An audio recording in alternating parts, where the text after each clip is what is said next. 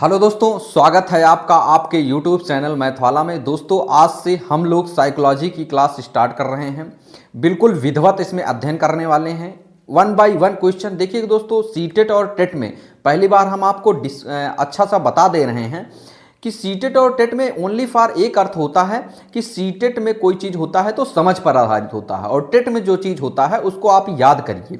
Direct अगर आप याद करके क्वेश्चन को करते हैं तो बहुत आसानी से क्वेश्चन में बहुत अच्छे नंबर से आप टेट क्वालिफाई हो सकते हैं। आइए दोस्तों, बिना देरी किए हुए हम लोग क्वेश्चन को स्टार्ट करते हैं। हम लोग 30 क्वेश्चन करने वाले हैं, क्योंकि आपके यूपी टेट में कितने मार्क्स आने वाले हैं, यूपी टेट में 30 नंबर आने वाले, तो उसी 30 नंबर की हम लोग प्रैक्टिस करने वाले हैं। देखिएगा, सबसे पहले क्या कहलाता है बाल विकास क्या है, आपको बताना है कि बाल विकास क्या है। बाल विकास क्या है यानी बाल विकास का मुख्य उद्देश्य क्या है। बाल विकास का मुख्य उद्देश्य क्या है? तो बाल विकास का मुख्य उद्देश्य केवल शारीरिक विकास है, केवल समग्र विकास है, मानसिक विकास है या सामाजिक विकास है। तो बाल विकास का संक्षिप्त अगर आप बात करने वाले हैं तो बाल विकास का मतलब बालक का समग्र विकास, बालक का चहुमुखी विकास क्या कहलाता है? बाल विकास कहलाता है। तो चहुमुखी विकास या समग्र विकास क्या कहलाता है? बालक का क्या कहलाता है? बाल विकास कहलाता है। आगे हम लोग चलते हैं दूसरे नंबर क्वेश्चन में। क्वेश्चन नंबर कह रहा है कि सीखना किसका परिणाम होता है? सीखना किसका परिणाम होता है? सीखना परिपक्वता का परिणाम होता है, अनुभव का परिणाम होता है, बुद्धि का परिणाम होता है या प्रेरणा का सिद्धांत परिणाम होता है? देखिए दोस्तों, अगर कोई बालक सीख रहा है, अगर कोई बालक सीख रहा है तो बालक बहुत ज्यादा अनुभव करता है, अनुभव के द्वारा बालक बहुत अच्छे तरीके से सीखता है। तो इसका आंसर क्या हो जाएगा? इसका आंसर हो जाएगा आंसर नंबर बी, इसका राइट आंसर होने वाला है। नेक्स्ट क्वेश्चन हम लोग चलते हैं। 3 कह रहे हैं पियाजे के अनुसार पहला संज्ञानात्मक विकास चरण कौन सा होता है? देखिएगा, पियाजे के अनुसार चरण कितने होते हैं? टोटल पियाजे की अगर आप बात करने वाले हैं तो पियाजे के 4 चरण होते हैं। तो पहला चरण जो होता है वो इंद्रिय होता है या संवेदी होता है। इंद्रिय या संवेदी से हम लोग बोलते हैं, ठीक है। आगे देखते हैं, इंद्रिय जनित पूर्व संक्रियात्मक। नंबर दूसरा क्या होता है? पूर्व संक्रियात्मक। पूर्व संक्रियात्मक। तीसरा क्या होता है? पूर्व संक्रियात्मक। और तीसरा क्या होता है? इंद्रिय जनित पूर्व संक्रियात्मक। तीसरा होता है मूर्त संक्रियात्मक। मूर्त संक्रियात्मक, संक्रियात्मक। और लास्ट क्या होता है? अमूर्त संक्रियात्मक। क्या होता है लास्ट? अमूर्त संक्रियात्मक। अमूर्त संक्रियात्मक। ये आप पियाजे के कितने चरण होते हैं? ये पियाजे के 4 चरण होते हैं, ठीक है। अगर आप पियाजे के 4 चरण की बात करेंगे, पूर्व संक्रियात्मक, इंद्रिय जनित, पूर्व संक्रियात्मक, मूर्त संक्रियात्मक या अमूर्त संक्रियात्मक, तो ये जो लिखे हैं ना, ये क्या लिखे? ये चरण ही लिखे हैं। तो आप इसमें से आप मैच कर लीजिए। पहला चरण पूछा गया पूर्व संक्रियात्मक होगा या संवेदी गतिक होगा या औपचारिक होगा या ठोस संक्रियात्मक होगा? तो इसमें कौन सा राइट आंसर होने वाला है? संवेदी आंसर राइट आंसर होने वाला है। आंसर नंबर बी इसका राइट आंसर होने वाला है। नेक्स्ट क्वेश्चन चलते हैं। क्वेश्चन नंबर 4 आपके स्क्रीन पे कह रहे हैं निकट विकास क्षेत्र ZPD, इसको अवधारणा किसने दिया था? अब आप बात करेंगे ZPD क्या होता है? Zone of proximal development. इसका अगर हिंदी में आप पूछेंगे समीपस्थ विकास क्षेत्र, समीपस्थ विकास क्षेत्र, ये होता है इसका ZPD का विकास क्षेत्र। देखिएगा, समीपस्थ विकास क्षेत्र क्या होता है? मान लीजिए सपोज दैट बालक यहां से शुरू किया और टारगेट क्या है? यहां जाना है बालक को। यहां से स्टार्ट किया है, यहां बालक को जाना है। तो क्या करेंगे? यहां बालक जाएगा आराम से, यहां तक आराम से पहुंच गया। अब क्या करेगा? यहां रुक जाएगा। क्या लगेगा? उसे डर। और जो यहां से उसको उकसा देगा, उकसा के अगर जो यहां पहुंच जाता है तो इसके बीच का जो होता है ना, उसे हम लोग बोलते हैं ZPD या समीपस्थ विकास क्षेत्र बोला जाता है, ठीक है। तो इसका आंसर किसने दिया था? तो इसका आंसर पियाजे ने तो संज्ञानात्मक विकास दिया था, वाइगोत्स्की ने ZPD दिया था, ठीक है। स्किनर ने चूहे पर प्रयोग किया था और कोहलर ने किस पे प्रयोग किया था? कोहलर ने वनमानुष या आप चिंपैंजी बंदर की बात करने वाले हैं, ठीक है। तो इसका राइट आंसर बी होने वाला है। नेक्स्ट क्वेश्चन हम लोग करने वाले हैं 5। कह रहे हैं थॉर्नडाइक का प्रभाव का नियम किससे संबंधित है? अगर आप थॉर्नडाइक के प्रभाव किसे प्रभास से बात करने वाले हैं, थॉर्नडाइक का प्रभाव का नियम किससे है? तो प्रभाव का नियम किससे है? दंड से है, अभ्यास से है या संतुष्टि से है या प्रेरणा से है? देखिएगा, हम लोगों ने प्रभाव का मतलब यह होता है कि आपके अंदर कितनी संतुष्टि है। क्या आपके अंदर कितनी संतुष्टि है? तो इसका आंसर क्या हो जाएगा? इसका आंसर राइट सी हो जाएगा, ठीक है। आगे हम लोग क्वेश्चन नंबर 6 देखने वाले हैं। स्किनर का सिद्धांत किस प्रकार के अधिगम से संबंधित है? स्किनर का। तो आपको बताना है स्किनर का सिद्धांत संज्ञानात्मक से संबंधित है, स्किनर का सिद्धांत आपको सामाजिक से संबंधित है, या प्रचालनात्मक अधिगम से संबंधित, या अवलोकन से। देखिएगा तो आप लोग बोले पियाजे का तो संज्ञानात्मक विकास हो जाएगा, ये किसका हो जाएगा? ये पियाजे का हो जाएगा, ये पियाजे का हो जाएगा। अगर ये पियाजे का हो गया तो ये किसका हो जाएगा? ये वाइगोत्स्की का हो जाएगा। किसका? वाइगोत्स्की का हो जाएगा। तो जो बचा वो किसका हो जाएगा? ये प्रचालनात्मक अधिगम किसका हो जाएगा? ये स्किनर का हो जाएगा। नेक्स्ट क्वेश्चन हम लोग क्वेश्चन नंबर 7 देखने वाले हैं। प्रयास एवं त्रुटि सिद्धांत किसने दिया था? प्रयास एवं त्रुटि सिद्धांत किसने दिया था? तो प्रयास एवं त्रुटि सिद्धांत किसने दिया था? थॉर्नडाइक ने दिया था। अगर आप बात करने वाले हैं थॉर्नडाइक ने कितने नियम दिए थे, तो दोस्तों थॉर्नडाइक ने मुख्य नियम दिए थे अपने कितने? 3। थॉर्नडाइक ने मुख्य नियम कितने दिए थे? तो मुख्य नियम आपने 3 दिए थे। और अगर आप गौड़ नियम की बात करने वाले हैं तो गौड़ नियम कितने दिए थे? थॉर्नडाइक ने गौड़ नियम कितने दिए थे? गौड़ नियम दिए थे टोटल 5। तो मुख्य नियम कौन से होते हैं? तत्परता, अभ्यास, प्रभाव का नियम। तत्परता, अभ्यास, प्रभाव का नियम गौड़ नियम से कौन से होते हैं? बहु अनुक्रिया, आंशिक अनुक्रिया, सादृश्यता, सहचर और आंशिक विन्यास। फिर से एक बार सुनते हैं।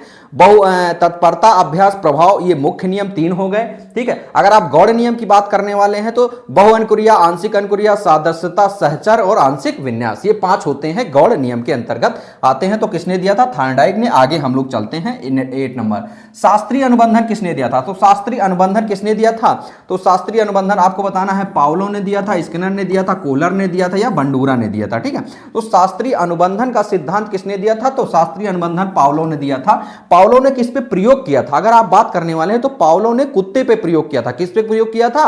कुत्ते पे प्रयोग किया था। आगे हम स्किनर ने चूहे पर, कोहलर ने किसे? वनमानुष पे, अल्बर्ट बंडूरा ने, अल्बर्ट बंडूरा का जो होता है एक सिद्धांत होता है छोटे छोटे बालकों पे प्रयोग किया था। अभी आगे हम लोग बताने वाले हैं। नेक्स्ट क्वेश्चन चलते हैं।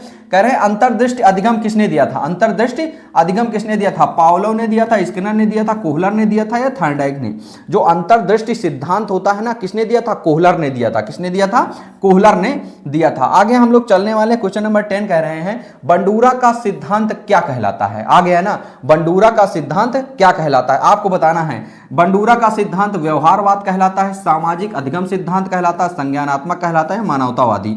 तो जो बंडूरा हैं वो वाइगोत्स्की से थोड़ा थोड़ा संबंधित रखते हैं। ठीक है। तो अल्बर्ट बंडूरा और वाइगोत्स्की दोनों सेम हैं। तो इसे हम लोग क्या बोल देते हैं? सामाजिक अधिगम सिद्धांत बोल देते हैं। नेक्स्ट क्वेश्चन हम लोग चलते हैं 11 कह रहे हैं बुद्धि परीक्षण का विकास किसने किया?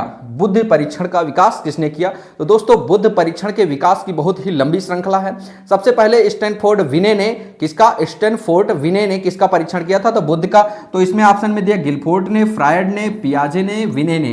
किसने दिया था? विने का पूरा नाम क्या होता है? स्टैनफोर्ड विने। ठीक। आगे हम लोग चलते हैं। नेक्स्ट क्वेश्चन क्वेश्चन नंबर 12 कह रहे हैं आईक्यू का सही सूत्र क्या है? आईक्यू का सही सूत्र क्या है? आइए दोस्तों इसमें क्या बताना है? MA/CA गुणे 100, CA MA गुणे 100, MA+CA MA-CA। देखिएगा ये क्या है।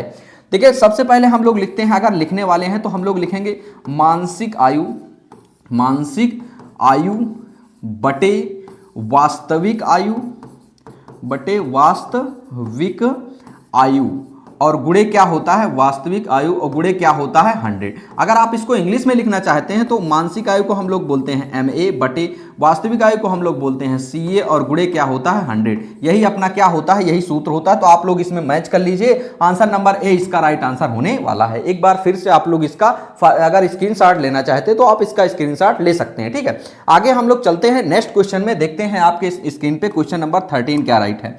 क्वेश्चन नंबर 13 कह रहा है गार्डनर के अनुसार बुद्धि के कितने प्रकार हैं? गार्डनर के अनुसार बुद्धि के कितने प्रकार हैं? तो दोस्तों जो गार्डनर हैं उनको बताया गया है हर्बर्ट गार्डनर। गार्डनर का पूरा नाम क्या होता है? Herbert Gardner. ठीक है। 5 बताए हैं, 7 बताए हैं, 8 या अधिक बताए हैं, या 10 बताए हैं। देखिएगा दोस्तों हर्बर्ट गार्डनर का बहुबुद्धि सिद्धांत प्रचलित है। तो अगर बात करने वाले हैं 8 या इससे अधिक बताए हैं। क्या बताए हैं? 8 या इससे अधिक। देखिए दोस्तों 8 या इससे अधिक का मतलब अगर देखेंगे तो मोस्टली कितने हैं 8, लेकिन अगर सब जोड़ लिए जाते हैं तो कितने हो जाते हैं 8 से अधिक हो जाते हैं। ठीक, आगे हम लोग चलते हैं। क्वेश्चन नंबर 14 कह रहा है बहुबुद्धि सिद्धांत किसने दिया था? बहुबुद्धि सिद्धांत किसने दिया था? आपको बताना है गार्डनर ने दिया था, थॉर्नडाइक ने दिया था, स्किनर ने दिया था या पियाजे ने दिया था। तो बहुबुद्धि सिद्धांत किसने दिया था? हर्बर्ट गार्डनर ने दिया था। गार्डनर का पूरा नाम हर्बर्ट गार्डनर ने दिया था। ठीक है, नेक्स्ट क्वेश्चन हम लोग करने वाले हैं। क्वेश्चन नंबर 15 आपके स्क्रीन पे राइट है, देखिएगा। क्वेश्चन नंबर 15 क्या कह रहा है? कह रहा है प्रेरणा। प्रेरणा यानी मोटिवेशन। मोटिवेशन का अर्थ क्या होता है? मोटिवेशन का मतलब यह होता है कि अंदर से किसी को, जैसे किसी बालक के अंदर होता है कि क्या होता है, करने की क्षमता होती है लेकिन बालक करता नहीं है। अगर बालक को थोड़ा सा एनर्जी दे दिया जाएगा तो बालक बहुत आसानी से, बहुत तेज से करने लगता है। उसे हम लोग बोलते हैं मोटिवेशन यानी प्रेरणा। तो हम लोग आंसर नंबर 20 का राइट आंसर होने वाला है। आंसर नंबर 16 देखते हैं। आंतरिक प्रेरणा का अर्थ क्या है? आंतरिक प्रेरणा का मतलब, आंतरिक प्रेरणा का मतलब यह होता है कि बालक को आंतरिक प्रेरणा देना कि तुम बहुत अच्छा कर सकते हो, तुम बहुत अच्छा कर रहे हो, थोड़ा सा और मेहनत कर दो, थोड़ा सा और लास्ट टाइम थोड़ा सा और ध्यान दीजिए। तो ये क्या हो जाता है? ये आपका आंतरिक प्रेरणा यानी आंसर नंबर 20 का राइट आंसर होने वाला है। नेक्स्ट क्वेश्चन देखते हैं। 17 कह रहे हैं सुदृढ़ीकरण किस सिद्धांत से जुड़ा है? सुदृढ़ीकरण किस सिद्धांत से जुड़ा है? आपको बताना है स्किनर से, पियाजे से, फ्रायड से या अल्बर्ट बंडूरा से। तो इसका आंसर क्या हो जाएगा? इसका आंसर ए राइट आंसर होने वाला है। नेक्स्ट देखते हैं हम क्वेश्चन नंबर 18 क्या कह रहा है? फ्रायड के अनुसार ईगो क्या है? फ्रायड के अनुसार ईगो क्या है? जैसे आपको इसमें सारे नाम हिंदी में, इंग्लिश में दे दिए गए। अगर आप इसकी बात करने वाले हैं ईड, ईगो, सुपर ईगो, टोटल कितने होते हैं फ्रायड के अनुसार? 3 प्रकार के, ईड, ईगो, सुपर ईगो। अगर आप ईड की बात करने वाले हैं, ईड का मतलब होता है आचेतन। क्या होता है?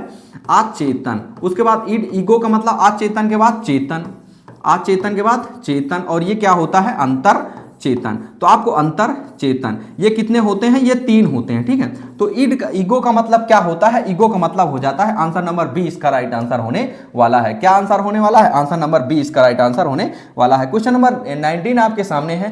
करके सीखना, लर्निंग बाय डूइंग किसका सिद्धांत है? करके सीखना यानी लर्निंग बाय डूइंग किसका सिद्धांत है? अगर आप लर्निंग बाय डूइंग का सिद्धांत बताएंगे तो जॉन डूवी का है। ये जॉन डूवी है। क्या नाम है इसका? आगे हम लोग जोड़ लेते हैं, ये जॉन डूवी है। ठीक है, ये क्या है? पियाजे है, ये स्किनर है और ये क्या है? ये फ्रायड है। तो आपको इसमें बताना है कौन सा आंसर राइट है। अगर आप आंसर राइट की बात करने वाले हैं तो आंसर राइट क्या हो जाएगा? इसका राइट आंसर होने वाला है जॉन डूवी। आगे हम लोग चलते हैं। क्वेश्चन नंबर 20 आपके स्क्रीन पे है। तत्परता का सिद्धांत किसने दिया था? किसने दिया था तत्परता का सिद्धांत? अगर आप तत्परता के सिद्धांत की बात करने वाले हैं तो थॉर्नडाइक ने दिया था, पाउलो ने दिया था, स्किनर ने दिया था या कोहलर ने दिया था। हमने अभी बताया कि थॉर्नडाइक ने कितने नियम दिए थे? 3 नियम दिए थे, इसीलिए हमने उस टाइम आपको लिखाया नहीं। एक था तत्परता, अभ्यास और प्रभाव। अब यहां हम लोग लिख लेते हैं तत्परता, अभ्यास और प्रभाव। अभ्यास, अभ्यास, अभ्यास, तत्परता, अभ्यास, तत्परता और प्रभाव। ये किसके नियम हैं? ये 3 नियम मुख्य नियम हैं। ये क्या है? ये मुख्य 3 नियम हैं। मुख्य 3 नियम हैं। किसके हैं? ये थॉर्नडाइक के हैं। मुख्य 3 नियम। अभी हम आगे इसके गौड़ नियम भी करवाने वाले हैं। ठीक है, तो थॉर्नडाइक के मुख्य 3 नियम तत्परता, अभ्यास, प्रभाव यानी ये 3 हैं। तो किसका सिद्धांत हो जाएगा? आंसर नंबर ए इसका राइट आंसर होने वाला है। क्वेश्चन नंबर 21 कह रहे हैं बाल विकास किस प्रकार की प्रक्रिया है? बाल विकास किस प्रकार की प्रक्रिया है? रुक रुक कर होती है, सतत प्रक्रिया है या धीमी प्रक्रिया है या असमान प्रक्रिया है? आपको बताना है बाल विकास किस प्रकार की प्रक्रिया है। दोस्तों बाल विकास, बालक का विकास, तो बालक का विकास हमेशा होता रहता है। जैसे बालक सोता है फिर भी विकास होता है, जगता है फिर भी विकास होता है, घूमता है फिर भी विकास होता है, टहलता है फिर भी विकास होता है। तो बालक का विकास सतत प्रक्रिया है, हमेशा चलने वाली निरंतर प्रक्रिया है। आगे हम लोग देखते हैं क्वेश्चन नंबर 22। व्यक्तिगत भिन्नता का अर्थ क्या है? आपको बताना है व्यक्तिगत भिन्नता। व्यक्तिगत भिन्नता का मतलब यह होता है किन्हीं 2 बालक में, किन्हीं 2 समान बालक में अनेक प्रकार की भिन्नताएं पाई जाती है। किसी का नाक चौड़ा होता है, किसी का मुंह लंबा होता है, किसी का हाथ चौड़ा होता है, किसी की क्या होते हैं, किसी को बहुत बाल होते हैं, किसी को बाल नहीं होते। तो ये क्या है? ये विभिन्नता है। ये क्या है? विभिन्नता है। तो ये क्या कहलाती है? ये व्यक्तिगत विभिन्नता कहलाती है। क्या कहलाती है?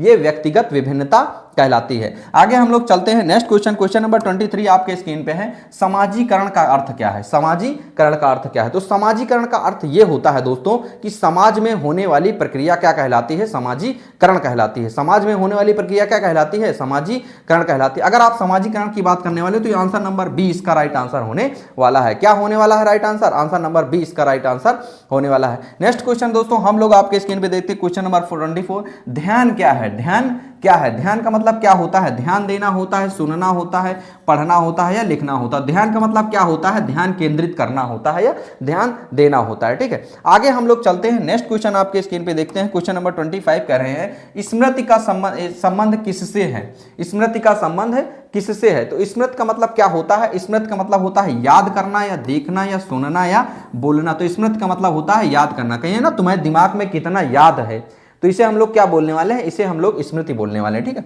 आगे हम लोग देखते हैं 26 क्या कह रहा है? भूलने का मुख्य कारण क्या है? भूलने का मुख्य कारण क्या है? अभ्यास हो गया, हस्तक्षेप हो गया, या सीखना हो गया, या ध्यान। अगर आप बहुत अभ्यास करे रहेंगे तो आप भूलेंगे कहाँ? बहुत अभ्यास करेंगे तो आप भूलेंगे कहाँ? तो इसका आंसर क्या होने वाला है? इसका आंसर हो जाएगा हस्तक्षेप हो जाएगा। ठीक है, नेक्स्ट क्वेश्चन हम लोग देखने वाले 27 अधिगम का स्थानांतरण क्या है? अधिगम का स्थानांतरण क्या है? ज्ञान का स्थानांतरण, पढ़ना, लिखना या सुनना। तो अधिगम का स्थानांतरण का मतलब ये होता है कि अधिगम का स्थानांतरण ज्ञान का स्थानांतरण होता है। ठीक है, नेक्स्ट क्वेश्चन हम लोग देखने वाले हैं 28 कह रहे हैं समावेशी शिक्षा का अर्थ क्या है?